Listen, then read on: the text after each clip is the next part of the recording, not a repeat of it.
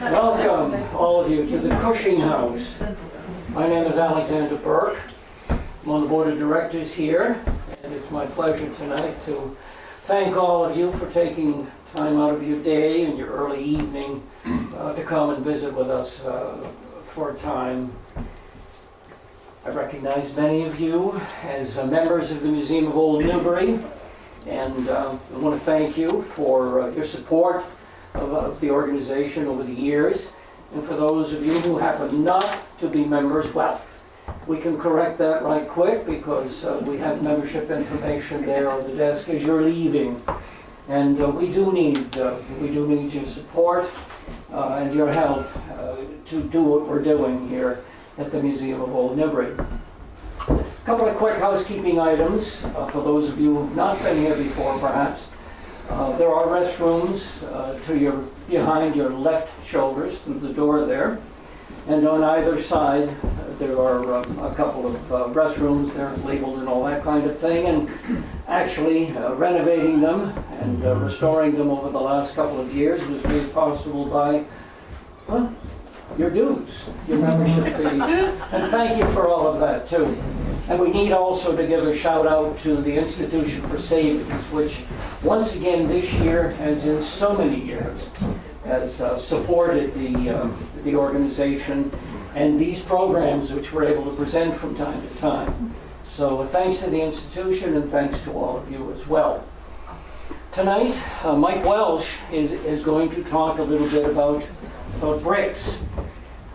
You know, bricks. Those things that seem spontaneously to rise from the sidewalks. So we can stub our toes on them and fall. However, if we stop looking at where we're going and lift our eyes up to some of the buildings around us, well, we can see what wonderful things the bricks have helped to create here in Newburyport as elsewhere, including this house itself. So we're all looking forward to learning about bricks. Mike has been doing such wonderful work. He, along with myself, we're both on the board of directors here at the museum, but he disposes of talent the rest of us can only dream about. Those of you who've been those are bad dreams. Yes, I think they're called nightmares. Bushmires, yes, nightmares. Mike, a couple of weeks ago on Patriots Day, 15 April, came aboard and quite literally instructed a group of young kids in the construction of the ship Hanover, which was arguably the beginning of the American Navy, arguably. Mike has also, if you happen to be down at Bartlett Mall a couple of years ago over the Columbus Day weekend, again with the little people, was showing how to create ropes. And the kids were doing it and learning, and us grown-ups could only stand and look at it and wonder, how do you learn that? But tonight, Mike is going to share with us what he knows, which is a lot about the bricks. He's been doing these kinds of presentations for this museum, for the Custom House Museum, for those of you who've been there. He's also presented down at Spencer Pierce Little and at the American Independence up in Exeter. So we're very glad to have him here at all levels on board. Thank you. And on the bricks. So, very good. Thank you, Alex. Thanks, Mike. Thank you. Well, thank you very much. And I want to thank Alex and everyone here at the museum for having me tonight. I just want to say something up front, so I won't be under any pretenses. I am not a mason. I am not a contractor. I am not a builder. I don't make bricks. I don't lay bricks. So, what am I doing here talking about bricks? This is where I get to blame my wife. At least to a certain extent. I spent a great deal of my time over the last several years at this beautiful museum, the American Independence Museum in Exeter, New Hampshire.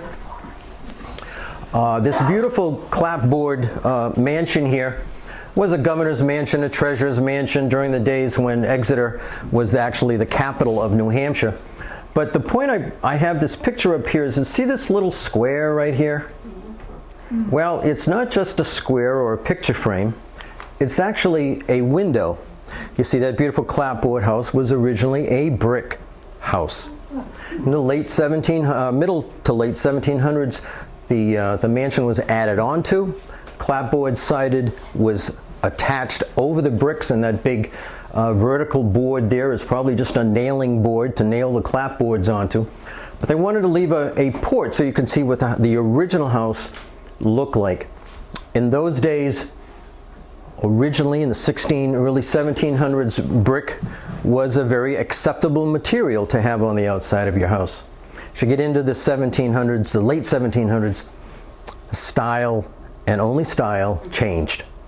Brick was no longer acceptable. Just like today, we go through fads, we go through changes, what people want to have to look and reflect their status in society. And of course, this was very wealthy people. The Gilman family lived here, and they were very prominent in the community. So they wanted to have wood on the outside to show their status. And here's another place where I spend a good deal of my time. This is the Spencer Pierce Little Farm, of course, one of the oldest houses around. A lot of brick, most of it covered over with plaster back in the day. And what's kind of interesting is you notice over here, there was an addition put on in the 1700s. They decided not to build it of brick because it wasn't the fashion any longer. It was considered much more fashionable to have clapboard siding. I spend a lot of time in this place too, and I said, why? Why is there a granite building in a presentation about brick? Because inside, they have left good portions of the plastering intentionally exposed to show the beautiful brickwork that is on the inside of the customs house. And then, of course, there is this beautiful building in which we are sitting at the moment, which is built of brick. Those of you that took advantage of the refreshments in the room off to the side there, you can see a lot of the brick that's on the inside, as obviously as well as the outside. And in order to get to these different museums around town or any place in this area, you got to pass through Newburyport. So I'll be talking quite a bit about Newburyport itself and all of the brick that, or at least why there is so much brick around here. This is the basement of my son-in-law's house. He lives in a house that was built in the middle 1800s, recently had a new furnace installed, and anyone who has a cellar and has a large fireplace and chimney probably has an arch like this in the basement where they have, in modern days, tunneled up through the brick and instead put clay liners and perhaps some type of piping to run into the chimney. So I saw that, and all of these things have always raised questions. And then this little place. This little cottage style house was built in 1811, and about 4 years ago, when my wife and I decided to move to this area, we wanted an old house. So we bought an old house. It was built in 1811, but the reason I have this slide is it has 2 chimneys. It also has a fireplace. The chimney in the basement has got a lot of brick covered with plaster. The foundation is reinforced with brick. So I ask you, how about your house? Does it have a chimney? Does it have a fireplace? How about your foundation? Is there any brickwork associated with your foundation? How about a front walk? Or maybe your staircase outside your house? Any of those made out of brick? Is there anybody here who cannot raise their hand on one of those things? That's what I thought. Okay. So then here's where my wife comes in. She saw on Facebook where there was a really neat little restaurant that opened up in Haverhill called the Village Square Restaurant on South Main Street, just over the bridge into, I guess that's coming into Bradford, I guess. Anybody ever been there? Terrific. Okay. Great little restaurant. And they sit us down right next to this brick wall. And this, my friends, is where it all started. I'm sitting there literally 18 inches or less from this brick wall, and I'm just sitting there and I'm looking at it, and the way my crazy mind works, questions start to pop into my head, and they were all questions, of course, that I did not have the answers to, which really bothers me. So I started looking around, and what bothered me about this wall were those little strips of wood in between the bricks. And I said, what could those be? So I looked and I walked up and down the restaurant, much to my wife's chagrin. I'm taking pictures and I'm counting the bricks on the wall and the floor. You go up 2 courses of bricks and there's a strip. 6 courses, there's a strip. 5 courses, there's a strip. Then there's the window, and 6, 7, 6, and you're up to the ceiling. All these different little strips about 3/8 of an inch thick. I had no clue what that was all about. And she said, by the way, Mike, she said, it seems to me there's another coffee shop on State Street called the Coffee Factory. Seems to me I remember seeing some wood in the middle of the bricks in that place too. See the strips at the arrows? Now these strips are much wider. They're about 2 inches thick. Well, basically what I'm trying to say is that I realized for the first time with all of these questions that all of us here are surrounded by bricks. They're everywhere. But what do we know about them? Where did they come from? How do you make them? I mean, hopefully you're as curious as I am, or maybe you're better off not being as curious as I am, but it really lit a fire under me and I started looking into it. Well, as you may, if you start thinking about it, I was shown this picture, and they talk about the pyramids. And if you look carefully at this picture, these things in their hand are brick molds. And they're all stacked up, and they're laying them out in the sun as if they're drying them. Here they are carrying them around, and as people appear, and you get some huge buildings made out of brick and stone. Here's a slide from 1695 in Germany. And what are they doing? Oh, I'm sorry. Wrong button. Digging molds, laying them out to dry, stacking them. And over here is a kiln. This building here is a kiln. There's fire's going on here for the kiln. So what does it take to make a brick? Well, I was told by a fellow by the name of Lincoln Andrews, who is the present 4th generation owner of Stiles and Hart Brick Manufacturing Company, Bridgewater, Massachusetts. So he said, it's really simple, bricks. All you need is 3 things: clay, energy in the form of heat, and labor.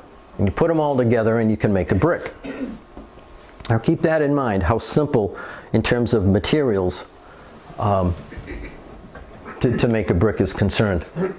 So I started thinking, well, where around here, because the Stiles and Hart Brick Company came about in the late 1800s, and these buildings around Newburyport are much older than that. So where did the bricks before that come about? Where'd they come from? Well, this turned out to be a much, much more difficult problem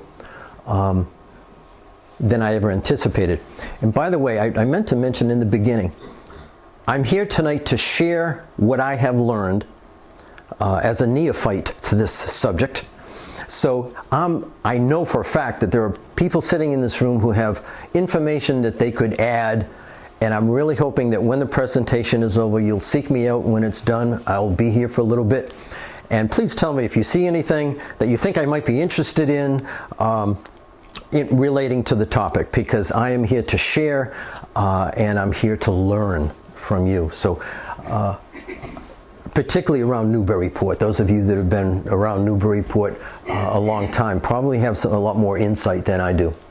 So I began digging. One of the places you dig, of course, is in the newspapers.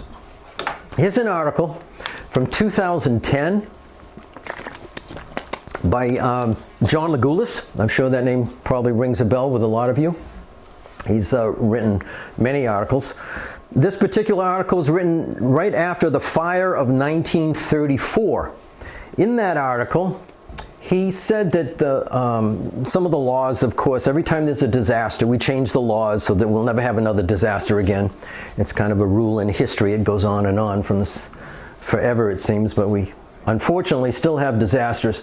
Anyway, he said that he remembers a brickyard at the bottom of Federal Street and another one on the east side of the bridge that goes over to Salisbury, which I assume is the Route 1 bridge. However, I was not able to confirm either of those in any way. So just keep that in the back of your mind. How about the town of Newbury? We're talking about the three towns that was old Newbury. How about in Newbury? Well, I did find that there was allegedly a brickyard on Hanover Street near the Newbury Elementary School. So one place I looked here was this guide I found, the Guide to Historic Newbury. And you can't see it, but if you look on the list over here, number 41, it says that right about here was a brickyard, which is Hanover Street. More importantly, I'd like you to notice this is the rail line, this sort of dotted line here. Okay. This is also a rail line, and it curves up so that we have the two bike trails. They have the new one now that goes off of Parker Street. Okay. And it says that right over here, somewhere around the junction of the railroad line that went into downtown Newburyport and Route 1, the Boston Road there, the Post Road, somewhere in that area, there was a brickyard. So what did I do? Of course, I jumped in my car. I went over to the Newbury Elementary School and, well, see if I could see anything. Well, I saw a very nice elementary school. I didn't see a brickyard or any, I always thought maybe I'd see a big open field or no, didn't see anything like that. What I did see is a couple of depressions in the area that were very wet. And I'm thinking, well, maybe, who knows, perhaps those were where they got some clay, I don't know. But there was no physical evidence that I saw. Thanks to the hard work of Sharon, is it Spieldinner? Spieldinner. Is she here tonight? Sharon said she might come.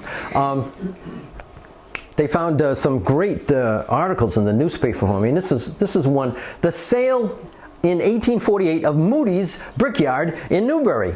Now, evidently, Moody's Brickyard in Newbury in 1848 must have been a very famous place. So famous that everybody knew where it was because it doesn't say in the article where it was. However, they did find for me this terrific map, and you'll notice railroad tracks, Parker Street. This is the David and Eben Smith farm or property here. It's a little over 4 acres. And right here, very faintly, it says the Dearborn Brickyard. So for the first time, at least in Newbury, I found first-hand location of a brickyard in this area. What I'm not positive of is this actual piece of rail line. I'm assuming that's the one that runs into Newburyport, because the one that goes to the rail trail would bend up this way to go over towards across Parker Street, which means this must have been the area very close to where the Rotary is today at Route 1. Okay. In the Courier history books, it says there was a sheep pasture between James Smith's farm, that farm, the last name was Smith, near the Brickyard, to Trotter's Bridge over Little River. Well, you have to know where Trotter's Bridge is, and of course Little River goes just about everywhere in Newbury. It's not very exact. I have no idea where Trotter's Bridge was back in those days. So could this be the same as the brickyard that may have been on Hanover Street near the elementary, or maybe near Moody's, wherever that was, or was it in fact that what turned out to be Dearborn's on a later date? How about West Newbury? Well, I had more luck. The best luck I had was my hometown in West Newbury. Found this house 1713, and in the description down the bottom, near the bottom here, it says he fired the bricks for the house in his own yard. And that's where the bells went off. Prior to the Industrial Revolution, or the invention of brick making machines, people made their own bricks. They made them in their own yard. Farmers could make them in the off season and sell whatever they didn't need when they weren't working with their crops or their animals. If you were wealthy enough and somewhere in the area close by was a source of clay, you could get the clay, pay people, spend an entire building season just making the bricks. So the following year you could use those bricks to build a house. Why is that? Well, it takes a little while to make a brick, as you will find out. But anyway, still back in West Newbury, there's Newell Farm. If you've been through West Newbury on Route 113, all of these houses I'm showing you now, by the way, are right on Route 113, otherwise known as Main Street, heading towards Pentucket Regional. This is on the left.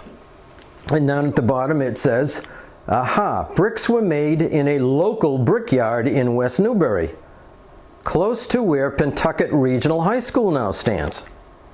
Aha, so I'm getting warmer. What I found in another book called Contentious Citizens of West Newbury, those of you from the area perhaps have seen that in the library. Interesting book. It actually says it's where the Pentucket Middle School is today, which is right next to the high school. So of course I had to drive down to Pentucket Regional and see what I could see. Well, on one side of Route 113, there is a low wet spot. Perhaps that was a clay area. And here's an area up by the high school. The middle school is through the trees. This is the high school area here, and we have another very wet area here. So yes, in fact, and celebrate for the first time a real map with a date, and down here in the corner it actually says on the map Brickyard. So in West Newbury, and you can see it is right near the Groveland line. So just before, and that's where Pentucket is, right on the line between Groveland and Pentucket. So that was at least of 1872. I was told word of mouth that there was a brickyard in Merrimackport. However, I found no corroboration whatsoever for that. Did find that there was definitely one in Amesbury. This is out of the 1817 Newburyport Herald. So there's sort of a progression. We start out with everybody making their own bricks. Then you move to the point where you're making more bricks than you need to for yourself. So you sell your surplus. Then you move to the point where that's all you do is make bricks and sell to other people. Then you move to the point where there are machines to help you make lots and lots of bricks. Finding information on local brick making is not easy. Why is that? I've just gone through what I had to go through to find sources on these. Well, it's very simple. Brick making is dirty. It is performed by very unskilled labor. And just about everybody does it. So you're not going to see a lot of early records about making bricks, because it's sort of like making bread. You know, I mean, everybody did it. So here's a book from 1703. It's probably the earliest book ever written about the trades, the very early trades of the 17th century. They were very secretive. They didn't want people knowing the secrets of their trade. The whole book covers smithing, joinery, carpentry, wood turning, bricklayery, and sundialing. I don't know how that got into there, but it did. And out of that entire book of several, it's on the table here, by the way, if you'd like to see it, several hundred pages, 49 pages on what to do with bricks, only 3 on how to make them. So that tells you where on the pole the making of bricks are. There's a big difference between a brick maker and a bricklayer. In 18th century Virginia, for example, slaves, poor, unskilled, free laborers, sometimes indentured, convict servants, practiced the brick-making trade. In large yards owned and overseen by a master, and in family-owned businesses, men, women, and even children participated in the trade.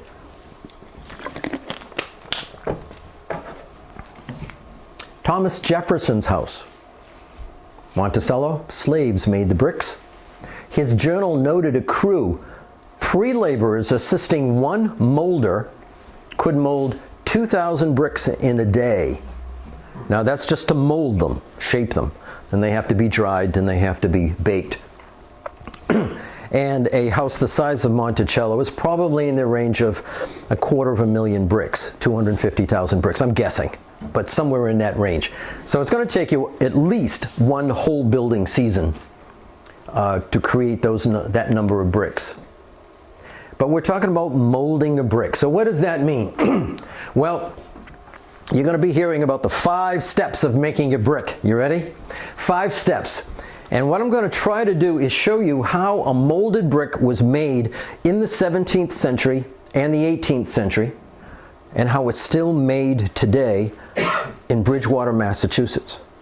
Molded brick, still made today using those same 5 steps. And you'll see the difference.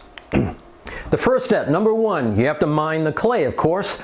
Number 2, then you have to knead the clay or mix the clay. Here I draw a differentiation between New England clay, which is very wet, and southern clay, which is very, very dry. Down south, they have to add water to the clay. Now, anybody who has ever dug a fence post hole or tried to plant a garden and was turning the soil over or digging any kind of a hole, you got a good chance of finding clay in New England, don't we? Mm-hmm. That's the stuff that's right near all the rocks, right? The next step is shaping that clay, molding it, and then you have to dry it out because it's got so much water in it. You don't want to put something with that much water into an oven because it'll practically explode. So you have to dry it out really well, and then you put it in the oven, called firing. So here's the first step. And I'm going to be showing you pictures, many of them side by side, from Colonial Williamsburg, from their website, of these different steps, as well as photos from modern manufacturing of the same step. So here's digging it by hand, and then into the a few decades later, you've got horse-drawn equipment, and then of course nowadays, and this is presently in Bridgewater, you have a excavator, and they put it in a dump truck, and the dump truck brings it right into the factory and dumps it into the mixing pit. And the mixing pit is known as pugging. I think it looks an awful lot like making wine, but it's sort of the same process. You're mixing it using your feet, and depending on where you are, you may or may not be adding water. If you should find any stones or any sticks in the clay, this is where you would remove them. Any other debris other than clay, you get it out. So here are the machines again doing the same thing. They have an auger sort of thing, so the dump truck dumps all the clay into this big trough. The auger comes along, it mixes it, and it forces it into the molds. Just for reference, those are my feet. I just wanted to prove you that I really was there. So now we're in the molding. So this is where you stuff the clay into a mold. Where did the mold come from? You make it out of wood. Now back in the earliest times, you can make those bricks any size you want. And then as you get into the early days of the colonies, into the 1640s, I was talking to someone earlier today. She was telling me about an old house that she lived in, and they had very odd-shaped, large bricks. Well, it was because of that. You see, if you're making your own bricks and you've got extras left over, what are you going to do with them? You're going to sell them to somebody who needs bricks, right? Well, so does everybody else in the neighborhood. But everybody's making different size bricks.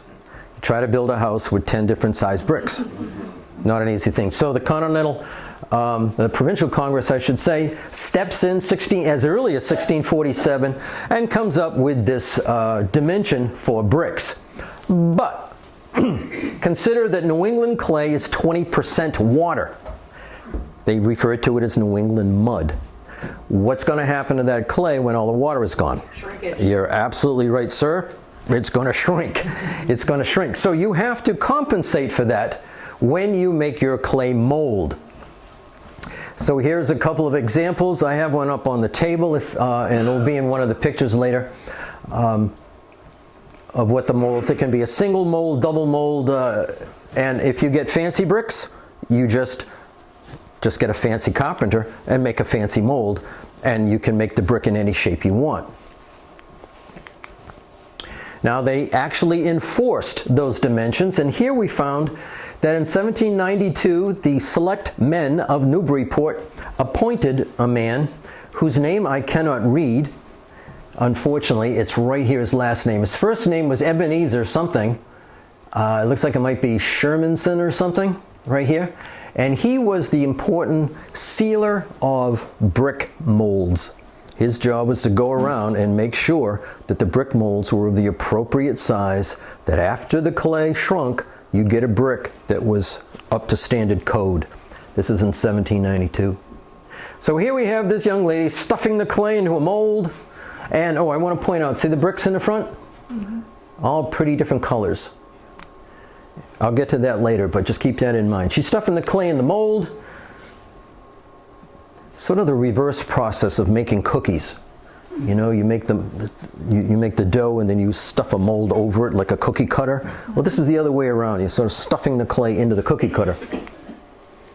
Very messy job. But we have a machine over here to do that for us. You can't see it in the picture here, but the molds are on the other side. And this is forcing the molds in.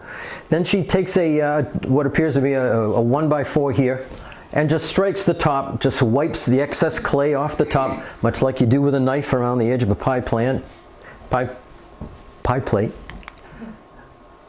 And here you can see she's showing you in the picture here how the bricks have shrunk. After they're dried, look how much smaller they are from what they were in the mold, originally in the mold.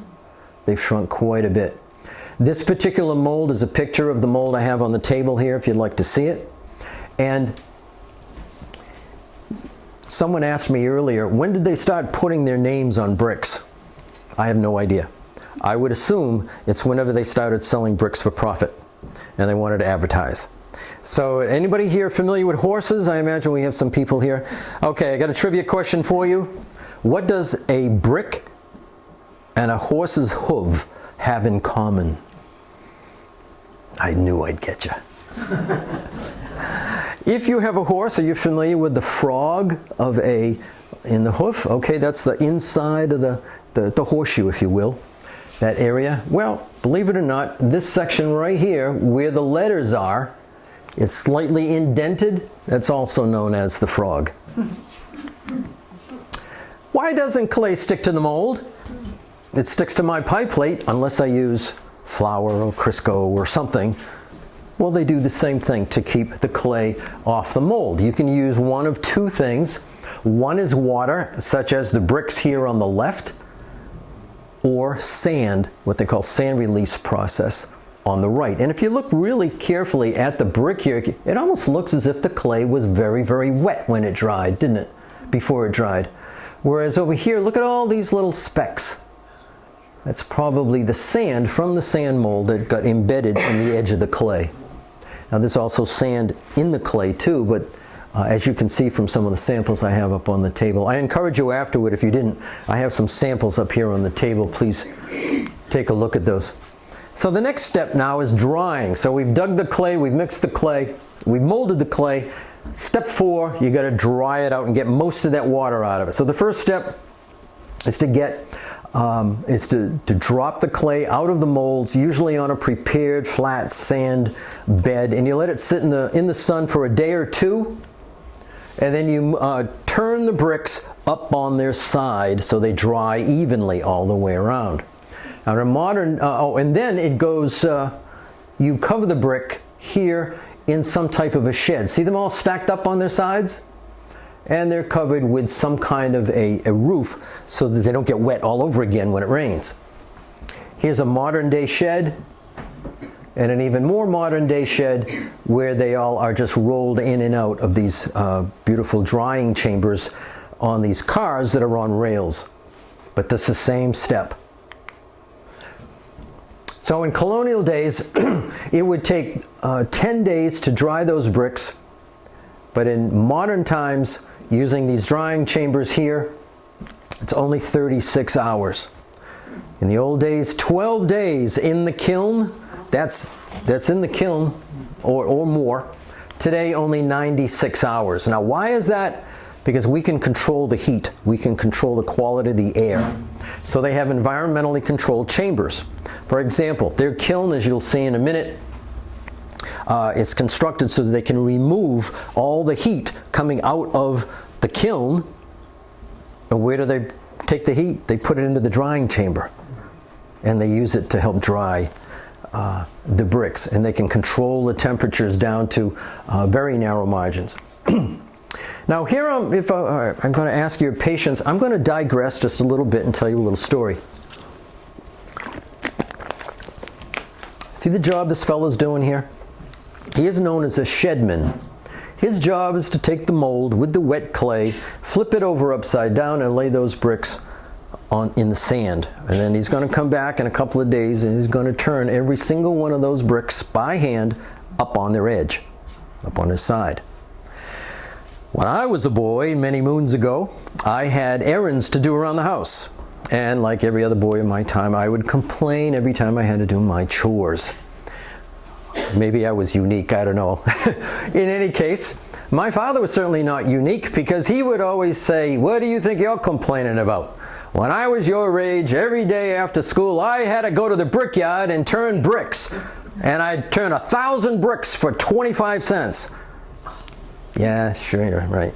Sure you did, Dad. Yeah. Yeah, you used to walk 10 miles to school, right? Yeah, okay. You know how it is when you're a kid. It all goes in one ear, out the other. But somehow that story stuck in my mind.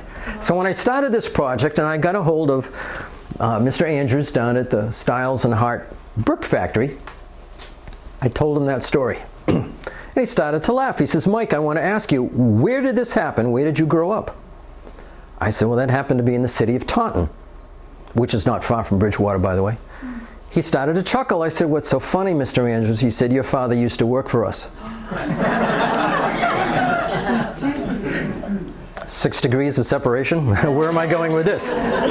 So, no, that's not him in the picture. No, it's not. However, the job that man did and the job that my father described did match. So my father did have a job part-time working as a shedman. And he says, "Well, Mike, when you come down for your tour on Monday, I'll answer any question you have. I'll give you a tour of the plant. You can take pictures, do everything you want." Very nice man. He says, "I got something here I want to show you." And I said, "Oh, gee, he's going to leave me in suspense for the whole weekend." So when I got there, I sat down, had a cup of coffee, and I started asking him my questions. He got up from his desk, and he walked to the back wall of his office, and he took this off the wall. It is the Department of Labor and Industries Board of Conciliation and Arbitration with the people who made bricks for his company. And he says, "See over here? It says shedman. One shedman will get paid $4 per day if he works a whole 40-hour week." So I got out my calculator. And I said, "Well, he's only probably in junior high school at the time, high school, and probably only working a couple of hours. But he probably did turn 1,000 bricks for about 25 cents. Wow. So all of that somehow stuck, and it ever since, and it was really fun learning about that. All right, so now the last step, the firing step, and this is the step that does require the most skill. The brick maker's job is really knowing how to fire bricks so they come out right. The men here in this picture are preparing the kiln, and the kiln in Williamsburg is built from either bricks that have already been dried out and burned, hard bricks, or they can be made out of green brick as well, which is wet brick. So you stack, and firing the kiln is the art of brick making. The arched fire tunnels is where you put the firewood and where all the heat comes from. And you can put about 20,000 bricks in one oven. You put them in 1 finger's width apart. So each brick is about 1 finger. You don't need a ruler. Just stick your finger in there and stack them up. The fire burns for about 6 days and nights. Near the end of the burn, the kiln reaches a temperature of about 1,850 degrees Fahrenheit. And the edges of the bricks that actually are facing into the fire tunnels actually end up with a glaze. And I have a brick on the table that you can see about that. So when you see brick that has kind of a shiny glaze, it's because that brick on that surface got a lot more heat than did the others. So they would burn a total of maybe 7 days or so. Kind of interesting here is now you've got this enormous mass of 20, 30,000 bricks. It's going to take a long time to cool those suckers down. A whole week before you can even begin thinking about taking those bricks out of there. Each kiln firing yields several qualities of bricks. About half of them are what you're after. They're really good, well-baked bricks. The remaining bricks are either under-fired and they come out a little on the orange side. Perhaps you've seen bricks that are more orange than red. Salmon colored, they call it here. And those bricks are often used for interior walls. They're a little more porous and they are not as good to the weather as the really hard-baked ones. They're called backer bricks. You can use them, by the way, to make other kilns. Or you have the over-fired bricks, the ones that were a little harder for a little longer, and those would tend to be much darker in color, a much darker shade. Those are known as blue and purple. They are known often as clinkers. Is the quality not as good? No, the quality is that they tend to be harder, a little bit harder. But the quality is the same. They're just because of the nature of the temperature profile within the furnace. So here they are stacking everything up on their edges, a finger's width in between, and they're stacking them up. And when they're all stacked, they coat the outside of the kiln with more clay, and that keeps more of the heat inside the oven. So the only heat that escapes is up through the top with the smoke. And they feed that furnace 24 hours a day. So it's a 24-hour shift. There's people there feeding those fires with wood. So the rectangular kilns there are known as stove kilns. They're also known as clamps. And you can see they really could be built on someone's property if need be, and they actually were. And they reach a temperature of 1850 degrees Fahrenheit. The newer furnaces here, you notice the dome-shaped top. It's called a beehive style. And here you can stack the brick much higher, 12 feet high, and you can put about 50,000 bricks into one of those kilns. Now, Stiles and Hart gets their brick a little bit hotter, 1960 degrees, about 110 degrees hotter in their kiln. I was told that those bricks are harder. I was told, some of you may know Richard Irons. He's a restorative mason who's done a lot of work in Newburyport, lives up in Maine. I met with him and I asked him about Stiles and Hart brick, and he said, oh, a lot of people like those bricks, but I'm not a big fan of them. And I said, why not? He says, they're much harder. And I said, well, I would think that's a good thing. He said, well, it is a good thing unless you're the mason. And I said, all right, keep talking.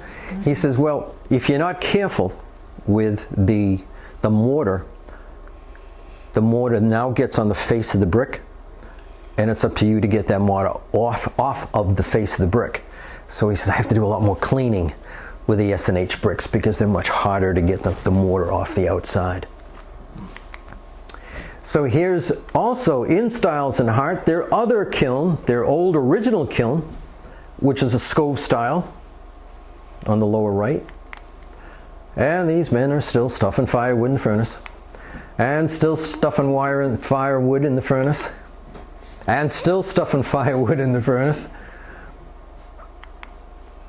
And it takes, in Williamsburg, it could take up to 2 weeks to get those bricks out of there. But if you can control the temperature by moving the air in and out, like we do today, it only takes 3 days to cool them down. Now those black and blue clinkers have what are called inclusions. Now here, folks, is where the metal meets the road. If you want to know the difference between a new brick and an old bricks have inclusions. What's an inclusion? An inclusion is where they missed an imperfection in the clay. What do I mean? A stone, a little stick, a little pocket of water. So that when it went through the heat cycle in the furnace, that rock with the thermal expansion coefficient is different than the clay. That rock is going to expand faster or slower than the clay around it, and it's going to cause a problem. If you have a part of the clay that's wetter than the clay right next to it, that's going to bake a little differently. And the brick is going to bend a little bit and warp a little bit. So the reason old bricks look the way they do is all about the clay and how you mix it. Now, here are some examples of, you can see this is S and H, Styles and Hart. And that's what a good brick should look like. This is what one of those salmon colored backer bricks. Salmon color on one end of it. If you look at this end here on end, I didn't take a picture of it, it's on the table here, but it's glazed. Very hot. And then down here is what I call mistakes. This is where a wet brick somehow got stomped on by something and got contorted. So it's all twisted. That's on the table. And this here is also a very bad mistake. That's where the brick actually fell right into the heating element and got so hot that, I think the word is vitrified. I'm not sure, did we agree on that? It got so hot it melted. And you can take a look at that. It's on the table. How about the color of brick? Remember this picture? Well, the color of brick is a number of things. Most of all, its position within the kiln. The higher up, the blacker the brick. Also, the content of the minerals that are in the clay, namely iron. That iron, of course, when it's wet, you get iron oxide. That adds the red color as part of the reason for the redness. The firing, the temperature, and in modern times, you can actually color the clay to be any color you want to if you're trying to match another brick for a restoration. Okay? So if you want to, it can be done. And in the early 1800s, you start to see the inclusion of machines. Anything to make the job easier. They came up with all kinds of interesting machines. I'll get to those a little bit more. Now we got to talk about, well, what do you do with these bricks? Well, you build things with them, of course. Well, you can't just stack them up because they'll just fall right over. You take a kid and build a stack of blocks, what's his favorite thing to do? Is it knock it over, right? Well, the same thing would happen to bricks, only with more dire circumstances. So you need some kind of glue to hold these bricks together. So what is that glue? The glue I'm talking about is mortar. So you take some sand, you take some water, you mix it with some glue to get a mortar. Well, what are we going to use for glue? Well, we can use one of three things. You can use more clay, you could use gypsum perhaps, or most common is lime is used for glue. Now here's a very important distinction I've been trying to make.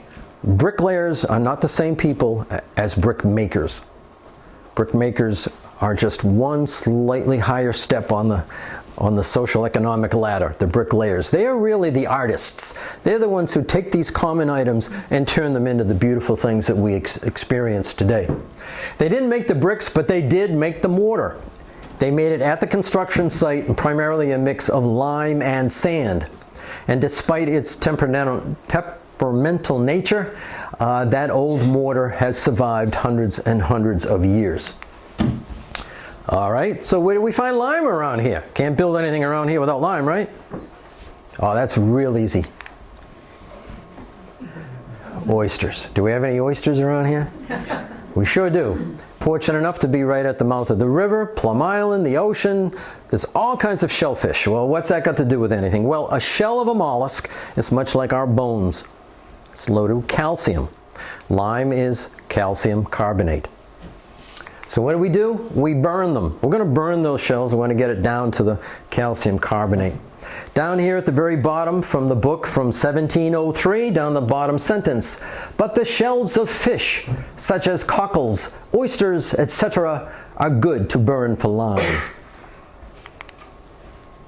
How do you burn them? Easy. Put up a stack of firewood, pile up your oyster shells on top, and light the fire. You take the burned oyster shells, it's called quicklime, shovel them off, and put them into tubs called slaking. Pour warm water over the shells. That's adding water back into your chemistry, and you'll get some heat out of it. That's slaked lime. It's white. It's very caustic. Looks and feels like ricotta cheese. No, I have never felt ricotta cheese. That's what it said in the in the book. So I'll take their word for it. It actually feels like ricotta cheese. Screened and stored in a pit and kept covered in water. And then you add some sand to it, and you've got your mortar. For those chemistry nerds here, calcium carbonate, you heat it up to almost 900 degrees. It releases the CO2, leaving you with calcium oxide or lime. You add water to it, and now you're down to your calcium hydroxide. You expose it to air. What I'm saying here is that you're allowing it to dry, expose it to air, it releases the water out of it, and you're left with your calcium carbonate, which is the lime that you want for your mortar. Well, here's the problem. Other than oyster shells, and other mollusk shells, there wasn't a good source for lime for a long time. But they were making bricks as early as 1612 in Virginia, so many that they were exporting them to the Bermudas. There was a brick kiln built in Salem, Mass, as early as 1629. And the records show that only about 10,000 brick were actually brought over from London, and they were just used to build small fireplaces. 1630, regular skilled bricklayers were known to be in Massachusetts. 1638, the first brick house in Boston, using local bricks. 1657, brick making and bricklaying is very widespread, and all of that is being done with mollusk shell lime. Until 1661, in Providence, they discovered limestone. Aha! And from 1631 to 1697, they were shipping that limestone all over New England. 1697, Newbury, woohoo! They discovered limestone. And for about the next 30 some odd years, they were pulling 30 wagon loads of limestone out of that mine in Newbury. And we were supplying from Newbury limestone to all of central to northern New England. You're all saying, where was that mine? Well, it took me a while to figure this one out, folks. We do know that way up here we got Bartlett's Cove, and we've got, what's the other one? There's another one at the bottom of, what street is it? I forget, it's on the next slide. And then those are lime kilns, okay? Lime kilns. If you look at the old Newbury by Courier, 1698, about a half a mile from the navigable part of Little River. So where is that, right? The navigable part, well, you know, see this this snake down here? That's Little River. So you got to figure a half a mile from the navigable part. Where's the navigable part? And a half a mile. Well, it turns out it's right in this area here. Some of you probably already know what I'm pointing to. It's on this map as well. Right here, number 1 and number 2, known as the Devil's Den and Devil's Basin in Newbury. At this locality, it's actually a metamorphosed magnesium limestone was discovered by Noyes in 1657, but it took them 30 years before anybody started removing limestone from it. 1697, it became known as the first lime quarry in colonial Massachusetts. Now I've got a little diversion here. It wasn't, limestone was not the only thing that came out of those mines. We all know of Jacob Perkins right here at this museum. All right, he's known for making money, right? Okay, the well-known inventor Jacob Perkins of Newburyport once produced a number of incombustible banknotes using paper made out of Newbury asbestos. This currency that would not burn was a novelty at that time and surprised his friends in 1864. Here is a picture of what a lime kiln looked like. So here you would have your limestone and layer of wood, limestone, layer of wood, limestone all the way down, and you get a grate, and the limestone falls down the bottom here.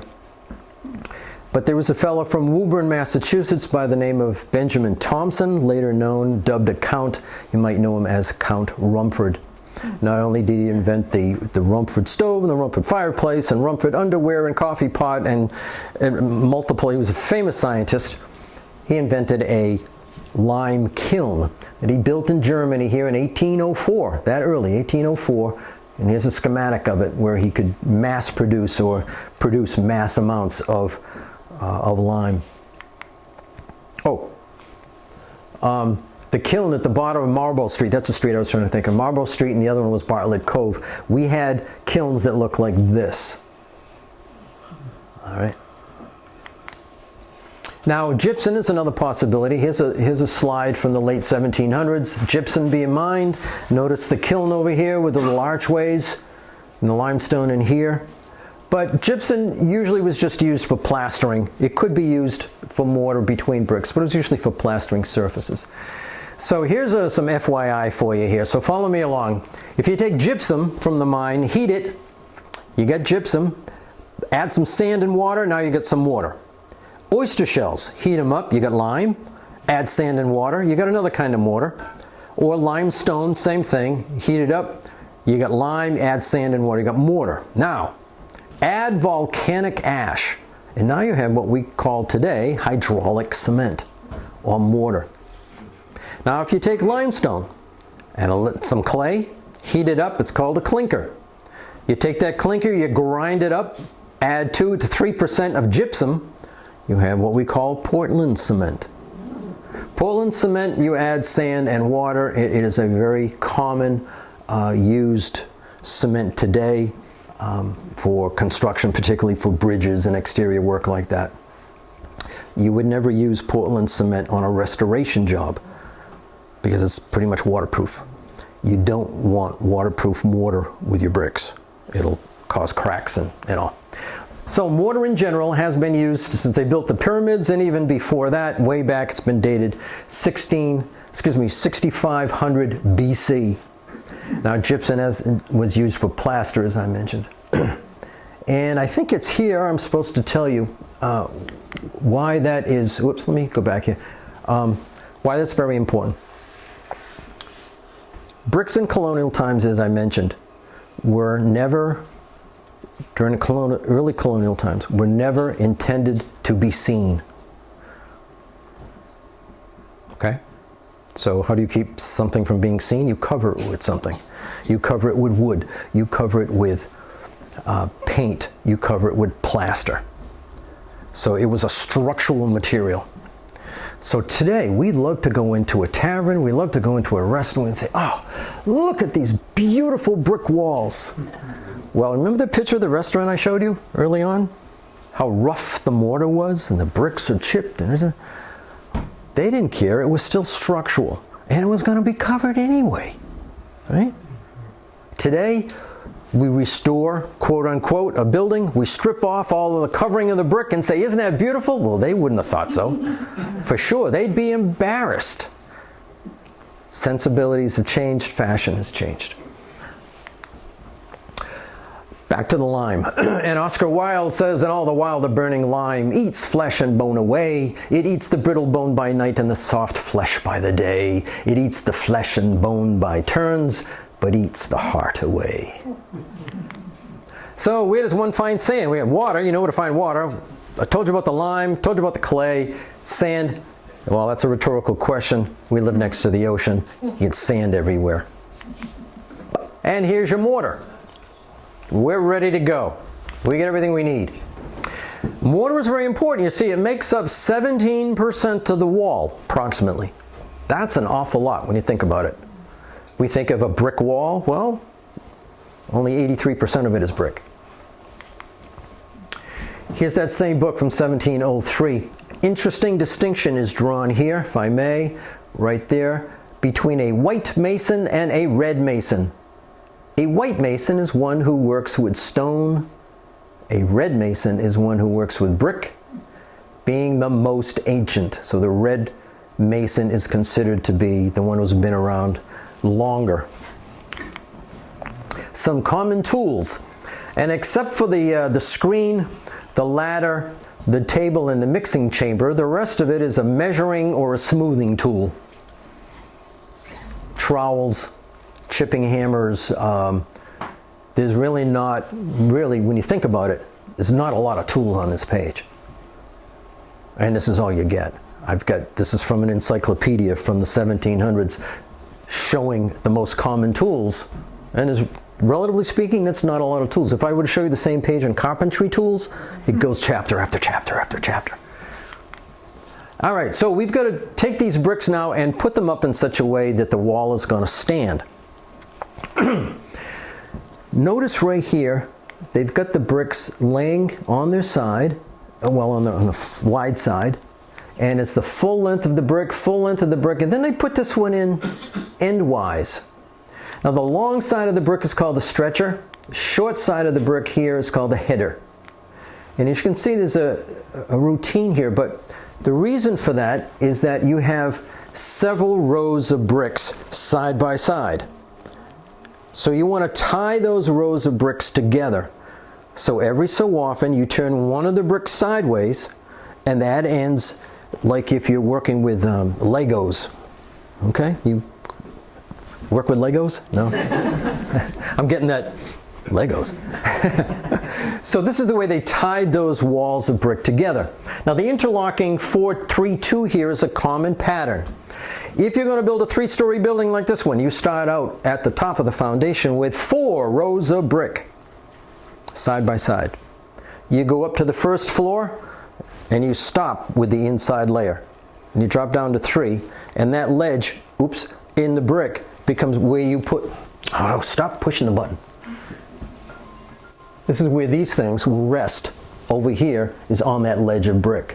You go up to the top of the first floor, you drop another row of brick. Top of the second floor and out of the attic, you're down to 2 rows of bricks, 4-3-2. The wall starts this big, keeps getting, and in the process, you end up with a very solid place to put your beams, your cross beams. What can you make with bricks? Well, of course, all kinds of things. Just about anything the mind can imagine. Here's a picture of a garrison house, the Hannah Dustin from Haverhill. You probably heard that name. Her husband was a mason and housewright. They had this garrison house halfway built in 1697 when they were attacked by Indians, and Hannah Dustin was taken captive. I'm not going to tell you the rest of the story. What else can you build? Crypts to bury people in, or a vault. Now, the pattern for bricks, you can pattern them almost any way you want. This is a common one called the English style. So every other row, you see this row here is all stretchers. This one is all headers. Or the Flemish style. And it is kind of pretty. It is so pretty, they decided to make this house in the Flemish style. So when you go out tonight, I'm going to have you look for 2 things. This is one of them. When you walk out this door, look to your right, look at the wall, and it's going to look like that. At least it did when I came in. This I call the Newburyport tunnel style, because I really don't know what this particular pattern is. As I said, you can make it any way you want. This is Threadneedle Alley that runs from State Street over to Inn Street. There's like a tunnel that runs through. I'm sure you know where I'm talking about. But notice you have a row of stretchers, 1, 2, 3, 4, 5, 6, 7, and then you have a row of headers. 1, 2, 3, 4, 5, 6, 7, and another row of headers. So this is how they choose. This is actually a common style. I've seen it in a lot of different places. The trick to successful bricklaying is keeping your work level and plumb, said the Williamsburg bricklayer. The main thing you have to focus on are the corners of the building. We get drawings to give us the building's dimensions, but you got to build the corners right. You got to have them meet at a perfect 90-degree angle.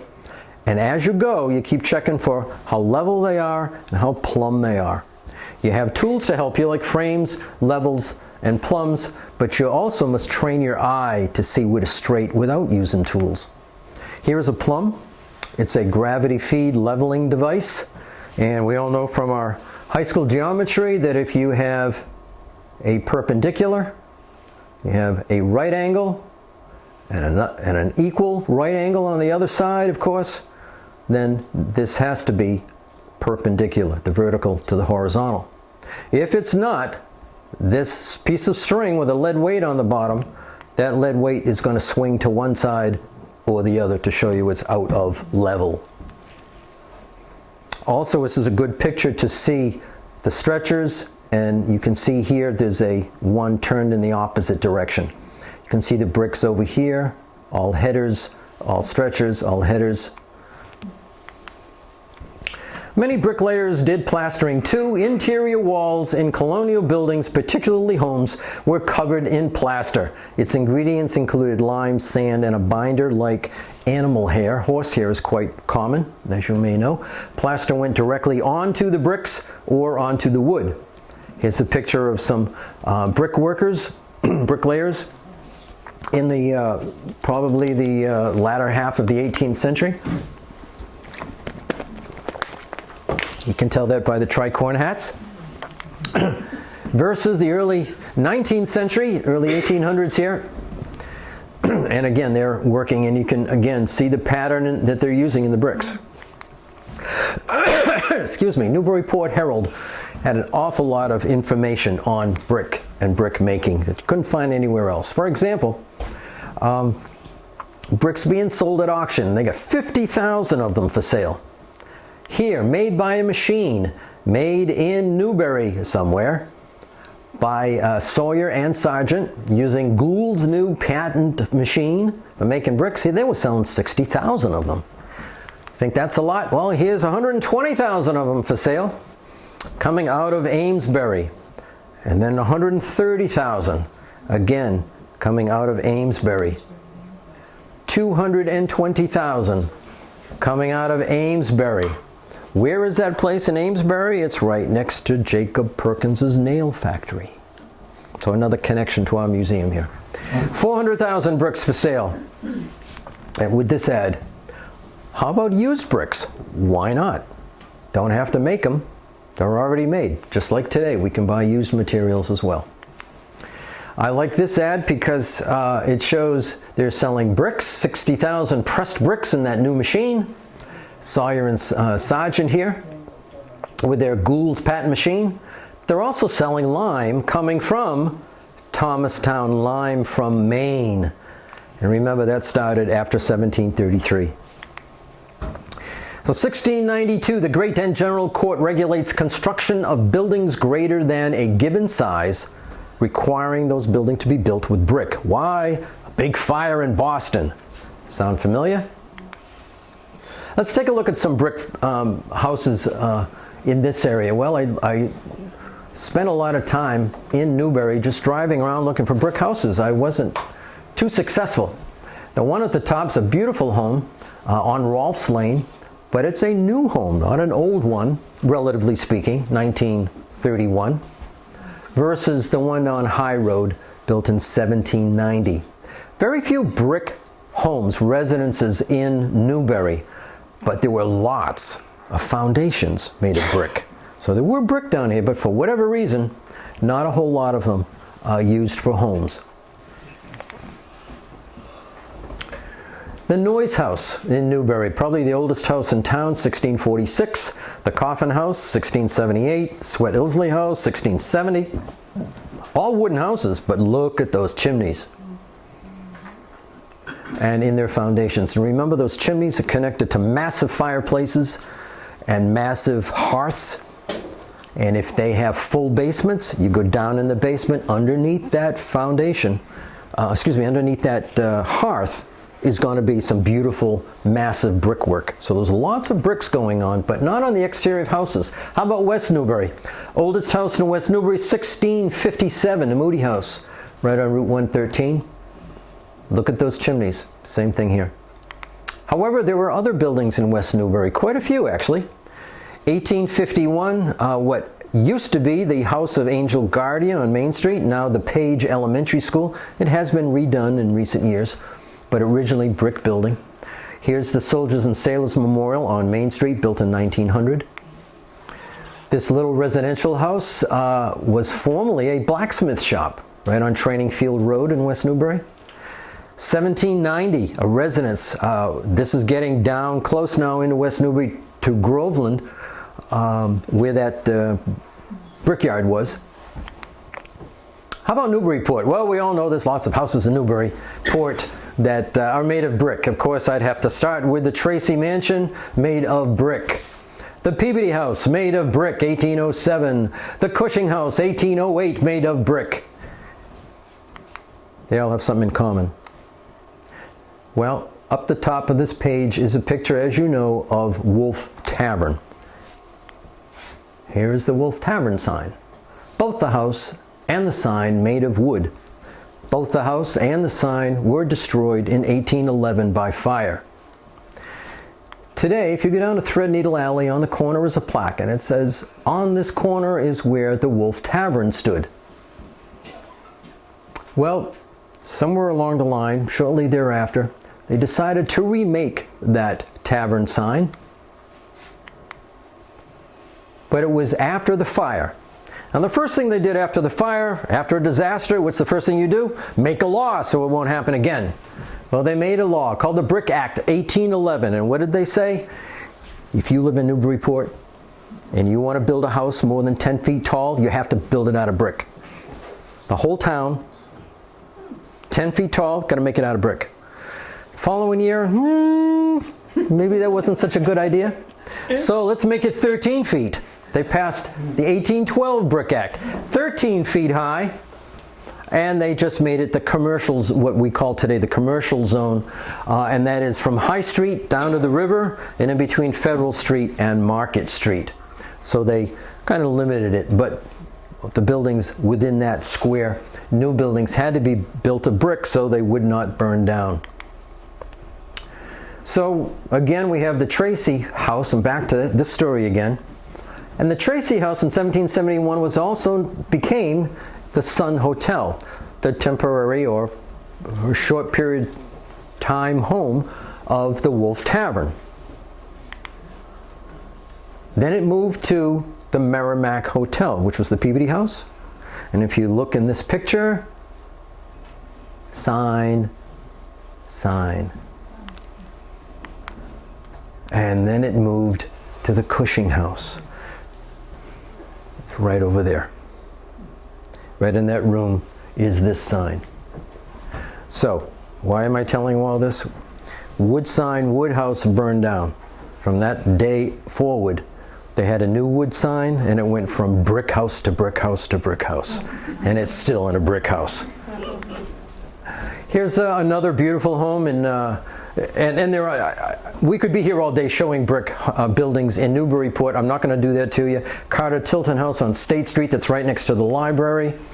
Of course, the Newburyport Academy right across the street here. Congregational Church.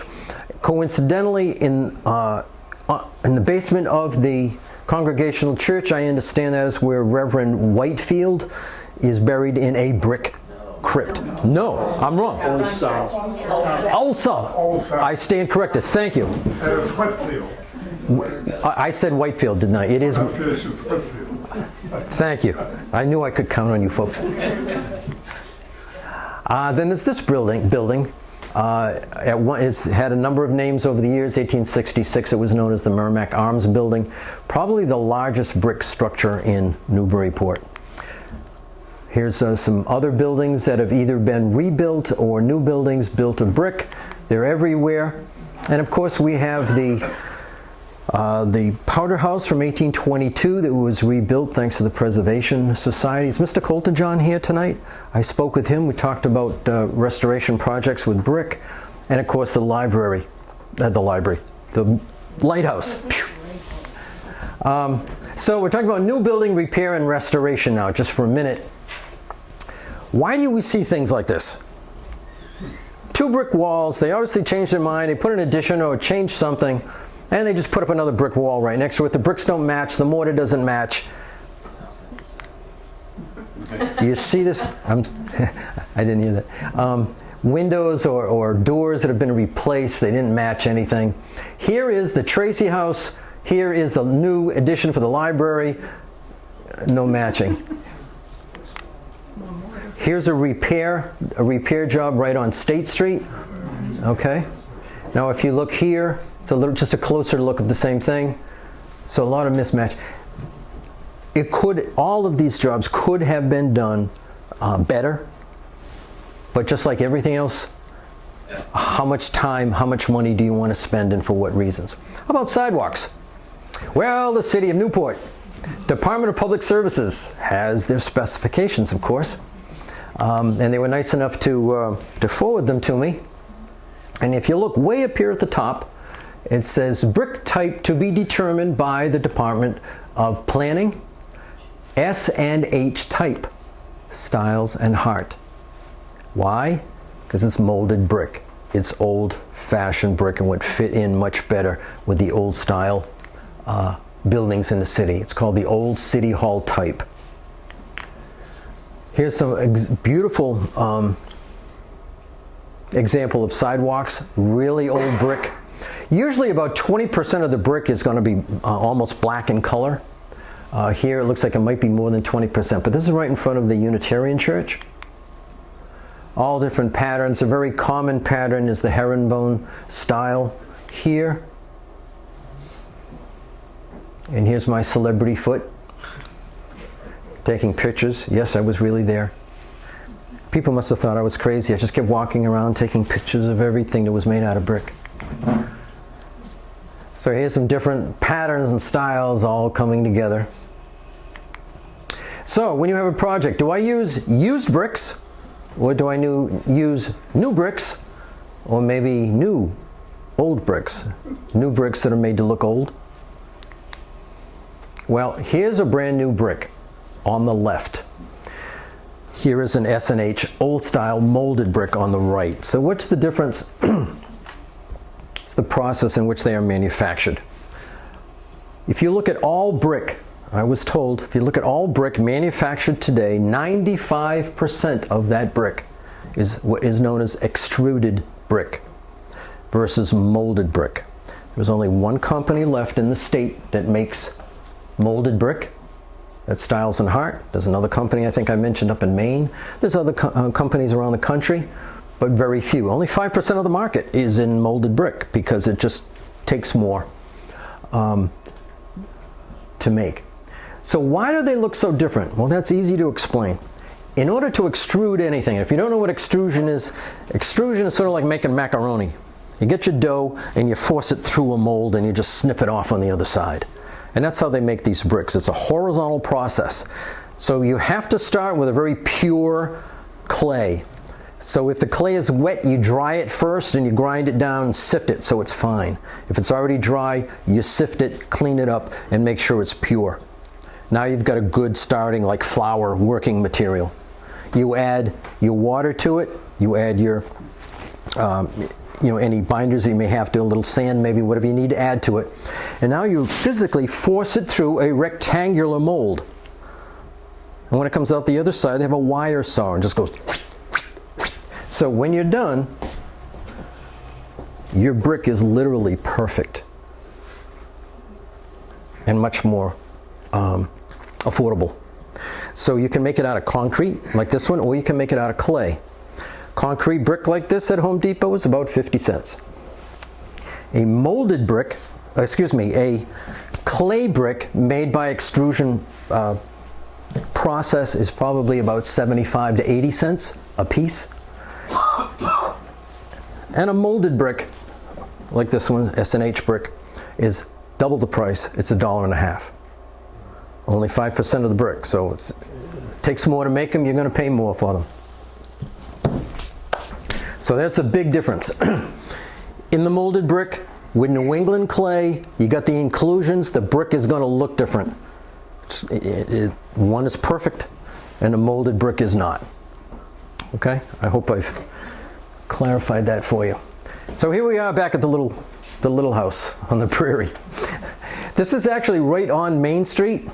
Used to be known as the Bradford Road. We call it Main Street today. It's also known as Route 113.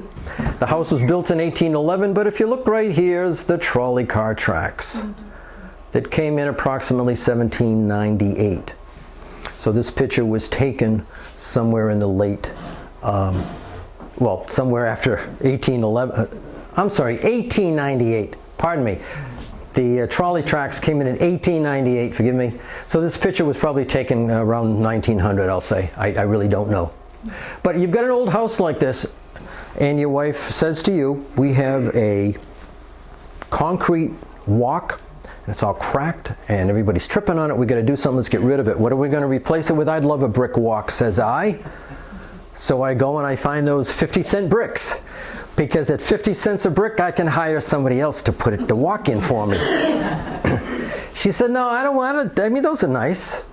Gee, they almost look perfect, don't they? I said, yeah. She said, I want the bricks like they have in downtown Newburyport. Okay, so that's where I came to know what Boston City Hall pavers were made by S&H that cost more than twice as much a piece, which means I don't get to hire somebody else to make the brick walk. I have to do it myself. But anyway, that's why I said my wife is somewhat responsible for this presentation tonight. So where can I get these molded bricks so that the walk looks like it might go with the house? Well, you can get them at your local, what do you call it, landscape, patio, landscaping supply place. And you can put your bricks down, maybe put some granite edging on the side. And there's the same house today with the S&H bricks and the granite on the side. So Stiles and Hart in Bridgewater, Moran Brick Company in Auburn, Maine. And there's lots and lots of local distributors. I happen to get mine at Cackney's Landscape and Patio Supply up in Salisbury. Stiles and Hart did all kinds of work downtown Boston, all the famous buildings. Then come back to that question, how many bricks came from England? Well, let's dig down a little bit, as they say. Just a chimney. If it's a big one, 16,000 brick to 35. Small chimney, at least 6,000. The house itself, another 150,000 to 200,000 brick. Small ones, 50,000. One brick weighs about 5 pounds. So if you need to ship from England, let's say 150,000 bricks, that's a lot of weight. You need a pretty darn big boat to ship 150,000 bricks, namely about a 400-ton vessel. And a common whaler in the day was a 150 to 200-ton vessel. A galleon, the big transport cargo ships, maybe 500, and then the clipper ships, maybe 1,000 tons. And you're still only moving one, maybe 2 houses per Atlantic crossing. So you can see how it really wouldn't make too much sense, and it would be awfully expensive. Did some bricks come from England? Absolutely. How many? Probably not many. In one paper that I read, 2 papers that I read, one said, it was talking about the Maryland area, and said over a 10-year period he could only find shipping logs and invoices and such accounting for something like 10 or 12 small chimneys. Very small number actually purchased and brought over here. Then there's that whole thing about, well, how many of them came over as bilge on, not bilge, ballast. Big difference. Ballast on ships. Again, not that many, because if it's just for ballast, a lot of those are just junk brick. So some may have come, and a lot of it was dumped in the harbor. They would tell them right where to dump them if they wanted to reinforce a certain part of the bank or something, but some did come over, some not. Also consider, even a house like the Spencer Pierce Little Farm, which has some fancy brick in it, all you need is a decent carpenter who can make a fancy mold. So there's a big argument with Historic New England amongst professionals as to whether that brick came from England or whether it came from here. I think they're still arguing about it. So, did we answer the question about the restaurant? Remember the restaurant? No, we didn't answer it. I didn't answer it intentionally. Well, remember I told you that interior walls, exterior too, but interior walls were never intended to be seen. Well, what you do here, this is a 2x4 laying across. There's one down here and one here, probably another one. Those are what are called nailers. So here you just nail your vertical studs, and then you put your lathing and your plaster on top of that. This one here, we still haven't answered the question, and I've talked to an awful lot of people. The only thing that people keep coming back to, it must have been intended to be just a very small nailing strip that never got used, because there's no nail holes in it, unlike this one. Notice how rough the mortar is. Notice the chip brick and everything. This was never intended to be seen. So I'm going to be closing out with a couple of slides here. It is no new thing in London for these master builders to build themselves out of their own houses and fix themselves into jail with their own materials. A journeyman bricklayer is commonly half a crown a day, and the foreman of the work may get 3 shillings or perhaps a guinea a week. But they are out of business for 5, if not 6 months of the year, and in and about London, drinking up more than 1/3 of the other 6. An even lower one of brickmakers. The brickmaker's business is by some not reckoned a very reputable employment, especially to be a journeyman if they can properly be called so. So you can see where they are on the rung, folks. There was even a song, this all the way back to 1568. No, I'm not going to sing it, because all I get is the lyrics. I have no idea how the melody went. A house well built is never in vain, for it neither totters nor falls. So you may laugh at the lash of the rain on the face of your sturdy walls. Here's my furnace, let none say it ill, for nobly it serves its turn. And here, the maker, with easy skill and prudence, my bricks I burn. Away with the stones you have bought, rash wight, for the house you have builded high stands naked now to the tempest's might. Then come to my kiln and buy. Then here's to Sinra, Agrip's son, here's to his brick red shade, for he, so the aged old stories run, founded our glorious trade. Referring back to the ancient Greeks. And finally, here lies secure, full 6 foot deep, a jolly bricklayer, fast asleep. Disturb him not, but let him rest, close with his trowel on his chest, who so many winters has gone through with many a storm of wind and snow, eat many a pound of cheese and bread, and many a sprat, both tail and head, drank many a glass of gin and beer, and yet he could not tarry here. For chalked so much behind the door, which means bought on credit, the meager host would draw him no more, so took him hence to pay the score. And that's an actual epitaph on a gravestone in London, 1734, for Mr. Robert Tattersall.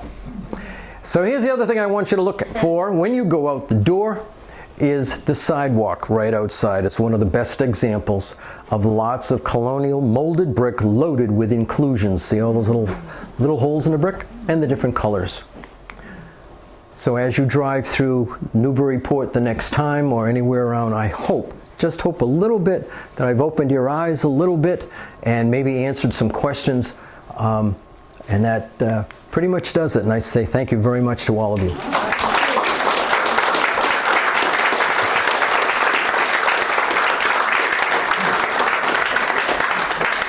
If anybody has a quick question, I'll give it a try. I promise nothing. Yes, sir? Yeah, you didn't discuss water-struck brick versus Sandstruck? I mentioned it very quickly. Yeah. The 2 release methods. Yes, sir. Sidewalk brick, real sidewalk brick, is supposed to be water-struck brick because it's definitely not porous. And a lot of what they're putting in Newburyport now is junk. I mean, it is. It's porous brick and it's not going to stand up. And you haven't mentioned that.